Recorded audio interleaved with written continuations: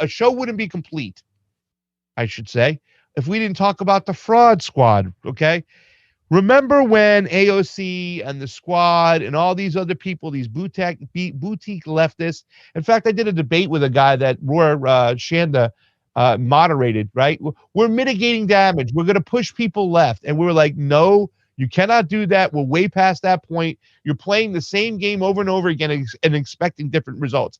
That's the definition of insanity. Well, instead of the squad holding anybody accountable, they were just a team player the whole time. So here it is, AOC. She praises Biden as a good faith partner and says, I am fighting for his agenda with the Build Back Better Act. This effectively an endorsement of the corporate Democratic establishment. That's Peter Dow. Peter fucking Dow pointing that out, okay? And let me just say this much. The thing we need to be pushing for, we talked about Paulie and Shadowban Refugee, who was just on here. We talked about his partners who he's doing work with. Allie, who I love you, Allie. You're amazing. You do amazing work. Sebs, she's a ball buster. She's a pain in the ass. But once again, at the end of the day, she produces solid work. Jack, amazing. These people are awesome. And the reason why I keep highlighting these people over the last couple of weeks is they're doing what should be happening on the Congress floor. I was going to say it should be done. I can't even fucking speak. We need to have solid, robust debate on the floor of Congress of every part of these fucking bills. These bills shouldn't be 2,700 pages. They're that long because they want to confuse people. They want to fucking beat people over the head and say, I can't read 2,700 fucking pages to see what's in this bill. That's what this group of people that I just mentioned with the Shadowban Refugee and crew is doing. That needs to be done on the floor. Every part of it. And I know people go, oh, they always say, how are you going to pay for it? But yet they can pay for war. But it doesn't make a difference because we want to make sure the money trickles down to what it's needed, to the actual parts of the bill, because it never is. It usually goes and gets slipped into some contractor in their pocket. The work doesn't get done. And some guy is off on his yacht drinking champagne and OJ on your dollar when it was supposed to go to our roads and bridges. And that happens quite often. If you look at the story of the Clinton Foundation in Haiti, they just stole money and they went and never did the work for it. So that's why we need to have these debates on the floor. And they don't have these debates on the floor. Now, in fact, they just call a vote and you don't even know if your representative has read the bill. So let's get on into AOC praising Biden, AOCIA. You have to make the decision for yourself. Did she get in and change, or was she a plant to go in there and to sway people and swing a lot of these progressives into thinking that, they have to join the establishment because Republicans bad? Take a look. Question about the vision for the Democratic Party. And last year, you were very, very frank during the presidential race. You said in any other country, Joe Biden and I would not even be in the same party. But in America, we are. Mm-hmm. Has Joe Biden proved himself progressive enough for you now? Yeah, I think and those comments are referring to parliamentary systems in other countries where there's a lot more diversity. We don't have a two-party duopoly in other countries the way that we do in ours. But I think that President Biden has been a good faith partner to the entire Democratic Party.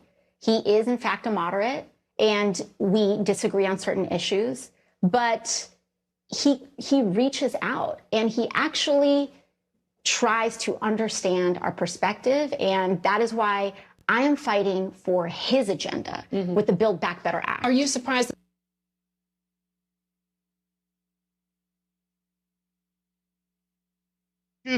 I wouldn't even be on his side if it wasn't America and the two-party system. And since it's a two-party system, I had to play team sports, right? I can't stand on my values and my principles. I can't do the work that constituents put me there to do, that people voted me on, because it's a two-party system. So I have to stand with the best partner available. This is some fucking top premium brand bullshit, ladies and gentlemen. Bullshit. Right. It's all about playing team sports.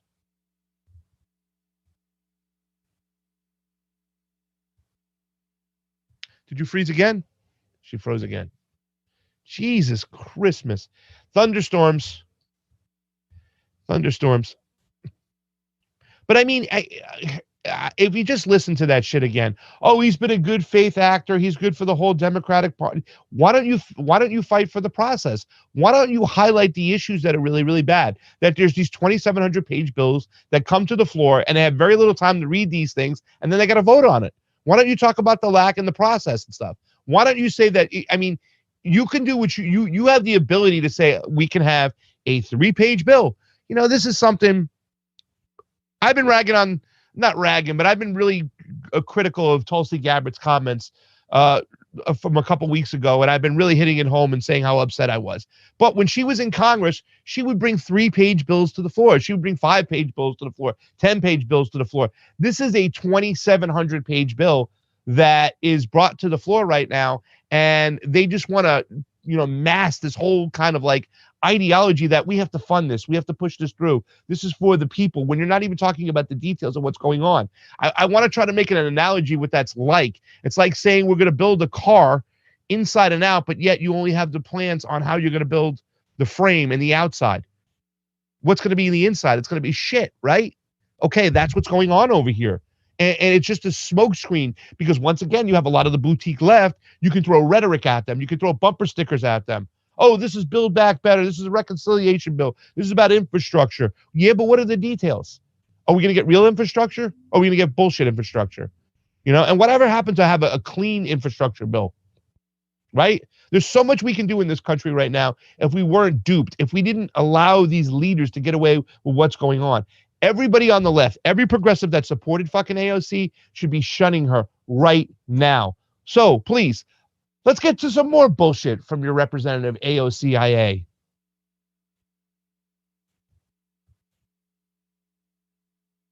But a $2 trillion ceiling, that means you're going to have to maneuver here somewhere. Mm-hmm. The head of your caucus said this morning you're looking at shorter funding periods for programs. So instead of chopping, sort of nipping and tucking. Yes. So what is non-negotiable there for you? So, you bring up an excellent point in that the fact is that we do have to compromise with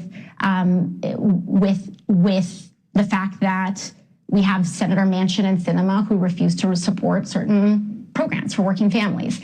And so the compromises and the options that we have before us is, do we shorten our funding programs? Do you reduce the level of funding? Do you cut programs out together?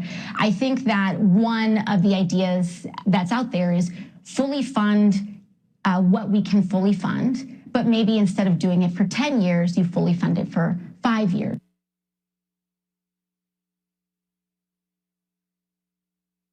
Bullshit.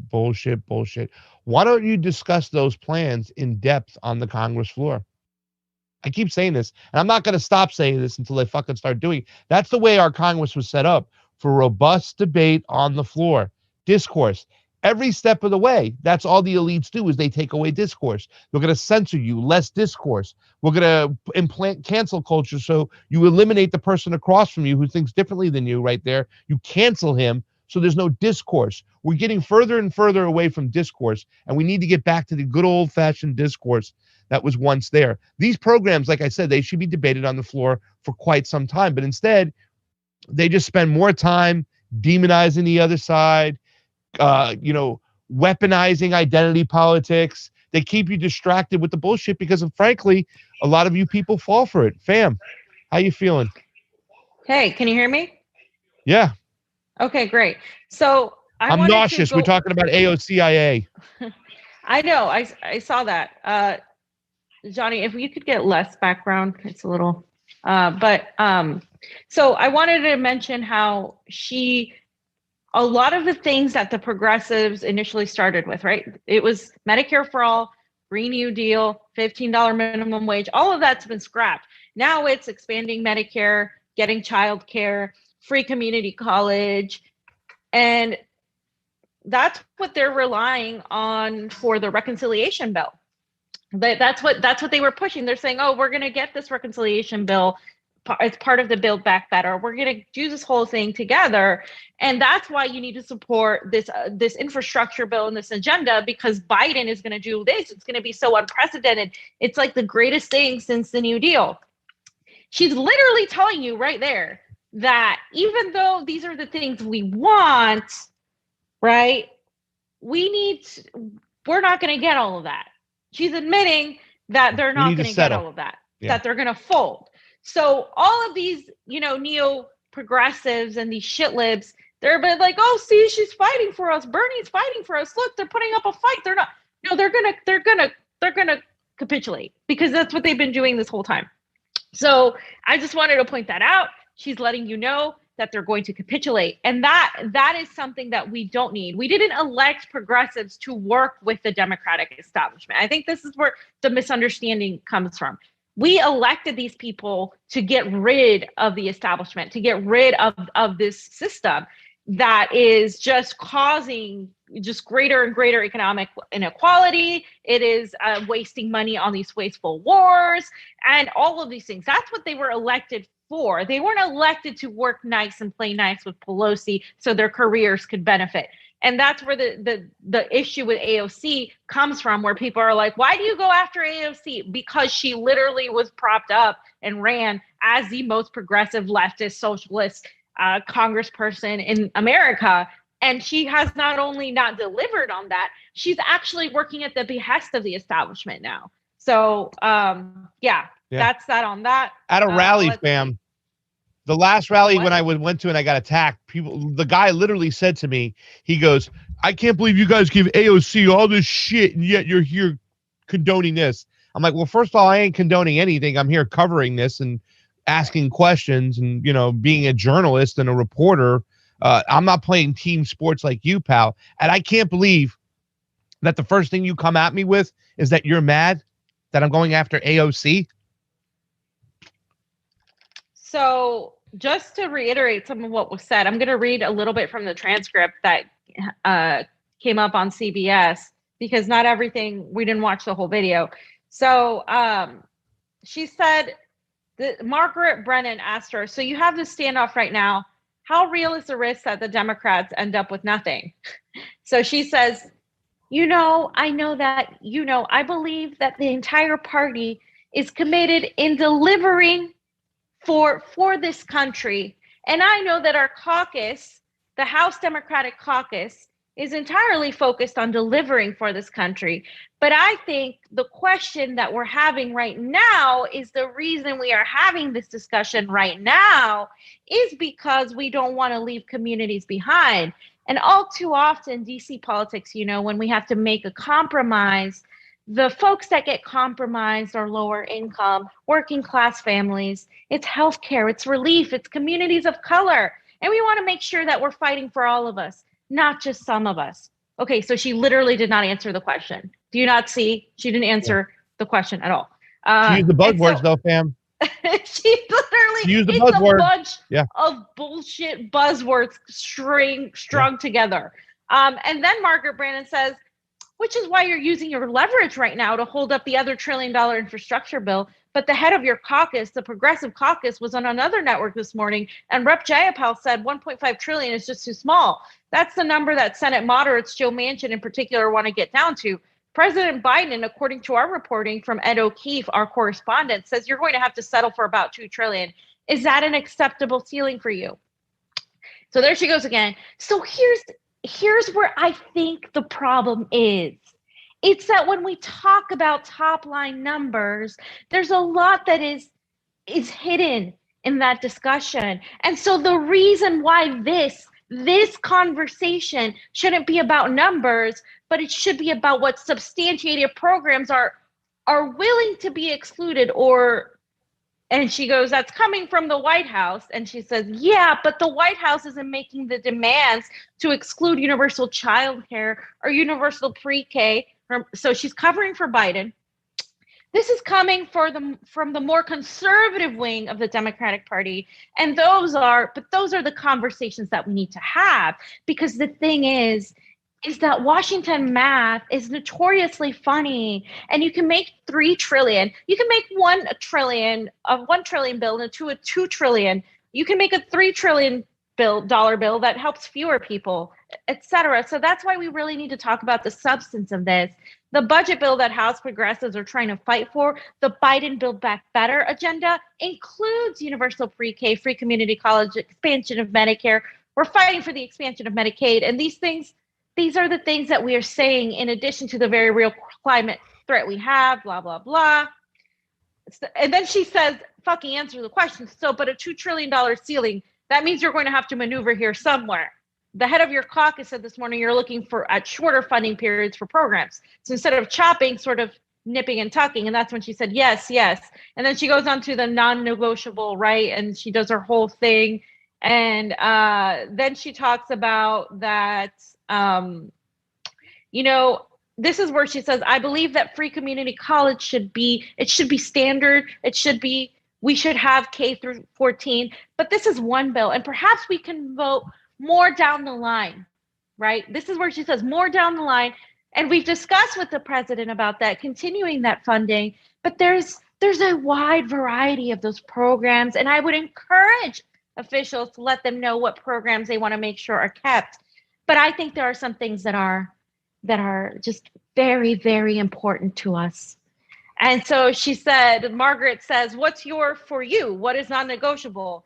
And then, and she says, I think some of the climate provisions that we have, we cannot afford to increase carbon or just fossil fuel emissions at this time. That is simply the science. That is not something we can kick down the line. Right now, both the IPCC report saying that this is code red for humanity, as well as recent reporting saying if you're under 40 like myself, like millions of Americans, you'll be seeing a catastrophic increase. And Margaret interrupts her and says, you're going to run into Senator Joe Manchin on those issues, though, you know that. And she said, yes. And I think Senator Manchin is going to run into the science as well. And then they just go on and about the Hyde Amendment and, and it's just crazy how she doesn't say anything, right? She doesn't say anything. Yeah. She makes it about, I'm trying to help people out. And word salad, bullshit, buzzwords. It's bullshit. Double talk. That's why I'm making fun of her, because it's bullshit. And then she pretty much does everything we already went over. So maybe you should be here for Halloween. Yeah. I gotta get the wig. I gotta the white dress. Hone in on my the tax the rich one. Somebody make me a tax the rich dress. Trey's gonna be Fauci, he said. You know what I'm saying? Oh yeah. Oh. Trey, you'll be starting in Disney soon, by the way. I know. Can you believe that shit? Dude, that's insane. I didn't even put it in the folder, but it's so insane. So I just wanted to point out a couple things about Joe Biden, right? And we're going to play the video, but I'm going to read Niko's tweet first, because this is what Joe Biden, who she is, saying is so great, is doing. So Niko says, Democrats have the House, the Senate, and the executive branch, but somehow this numbskull who's been abusing executive authority to further elitist agendas somehow can't find a way to use it, or the dense majority, to benefit the working class, right? They can benefit everybody else, but not you. So let's hear what our Uncle Joe has to say. The meteor is headed to crash into our economy. Democrats are willing to do all the work stopping it. Republicans just have to let us do our job. Just get out of the way. If you don't want to help save the country, get out of the way so you don't destroy it. Oh, that's fucking hysterical. Joe Biden saying you don't want to help save the country. You want to let it get destroyed, get out of the way. Motherfucker, you've been part of destroying it. You've been the architect of destroying this fucking country for 48 years right now. And you want to talk like you're some hero all of a sudden, like some fucking Power Ranger. Yeah, he's the silver old Power Ranger. Please. Yeah, save the like, get out of the way. Like, what? So more mandates, more, nothing for the working class, no drug tax payments, no Medicare for all, no college tuition, no minimum wage. That's helping save the country. He could, by executive order, give student loan forgiveness. He could, by executive order, give people health care. He's not going to, right? Okay. So we know that they're bullshitting you when they say, oh, it's the parliamentarian, or it's Kristen Sinema and Joe Manchin. Republicans. It's Donald Trump still, because Donald Trump is still president in their eyes. This is the whole thing. And then it gets worse. It gets worse, fam, because Joe Biden, in the middle of this incoming fall, because we've been talking about this, the fam and I, we've been saying that the dollar will collapse, that shit is going to go down. Shit's going to hit the fan.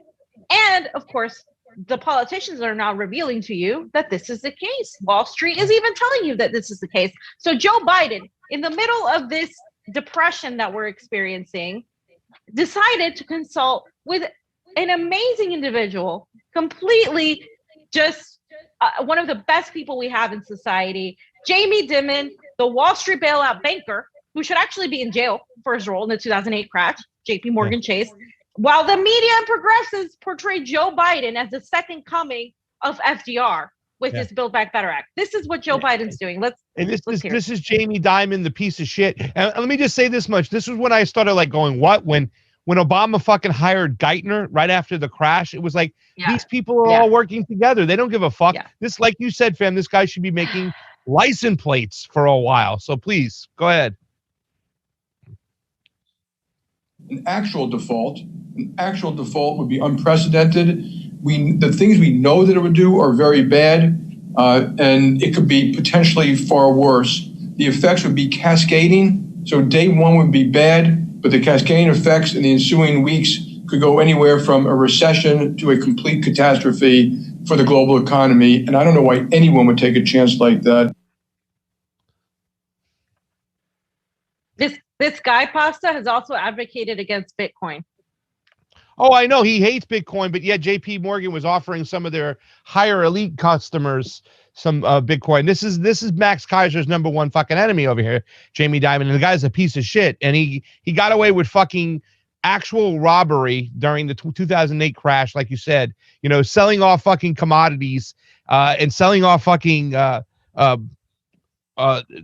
assets that he knew were going to fail. They knew they were going to crash, and they still sold them off to pensions and situation where working class people put money from their 401ks in and stuff. He really just robbed the fucking country blind. He was one of many fucking CEOs.